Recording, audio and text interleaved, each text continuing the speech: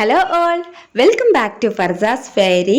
ഇന്നത്തെ വീഡിയോ എന്താണെന്ന് വെച്ചാൽ നമ്മളൊരു വർക്കൗട്ട് വീഡിയോ ആണ് ഇന്ന് അപ്ലോഡ് ചെയ്യുന്നത്. തൈറോയിഡ്, PCOD, അതുപോലെ തന്നെ എന്ത് കഴിച്ചിട്ടും തടി വെക്കാത്തവരൊക്കെ ഉണ്ടാവുമല്ലോ എന്നെ പോലെ. അങ്ങനെയുള്ളവർക്കൊക്കെ ഈ വർക്കൗട്ട് നന്നായിട്ട് യൂസ്ഫുൾ ആയിരിക്കും. നല്ലൊരു ഹെൽത്തി ആൻഡ് ഫിറ്റ് ബോഡി കിട്ടാൻ വേണ്ടിയിട്ട് ഈ വർക്കൗട്ട് ഹെൽപ്പ് ചെയ്യൂട്ടാ.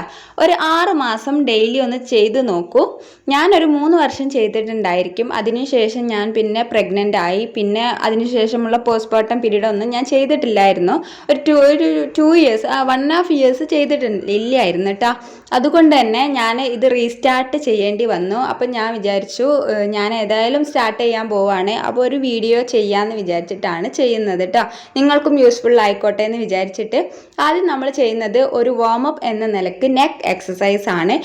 ഇത് നമ്മുടെ നെക്ക് പെയിനൊക്കെ മാറാൻ വേണ്ടിയിട്ട് ഹെൽപ്പ് ചെയ്യൂട്ടാ. നമ്മളിപ്പോൾ ഫോണൊക്കെ യൂസ് ചെയ്യല്ലേ, മൊബൈൽ ഫോണൊക്കെ യൂസ് ചെയ്യുന്നവർക്കും അതുപോലെ കമ്പ്യൂട്ടറൊക്കെ യൂസ് ചെയ്യുന്നവർക്കും ഭയങ്കര ഹെൽപ്ഫുൾ ആയിട്ടുള്ള ഒരു എക്സസൈസ് ആണ് ഇത്.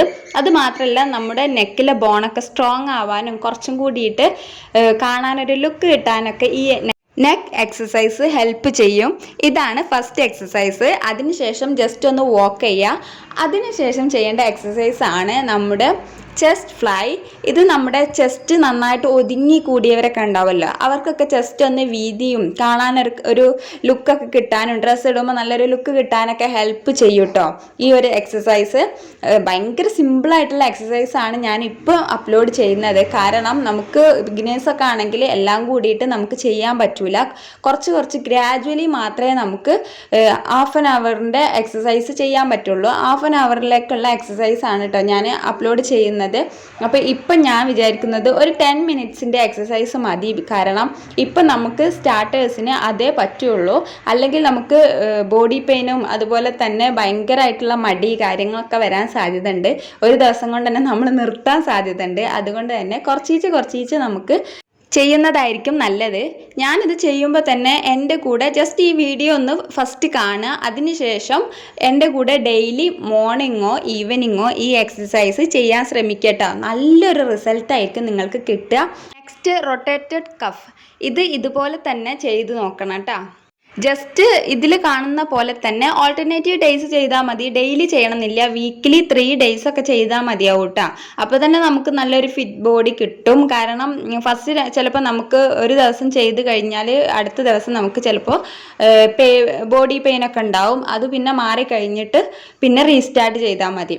ഒരു ദിവസം ചെയ്യുക, ഒരു ദിവസം ചെയ്യേണ്ട ആവശ്യമില്ല. അങ്ങനെ ഇടവിട്ട് ചെയ്താൽ മതി കേട്ടോ. നെക്സ്റ്റ് നമ്മൾ ചെയ്യുന്നതാണ് സ്റ്റാൻഡിങ് പുഷപ്പ്. ഇത് നമ്മൾ സാധാരണ ഫ്ലോറിൽ ചെയ്യുന്നതാണ് കണ്ടിട്ടുണ്ടാവുക. പക്ഷേ അതിനേക്കാളും ഈസിയാണ് നമുക്ക് സ്റ്റാൻഡിങ് പുഷപ്പ് ചെയ്യാൻ വേണ്ടിയിട്ട്.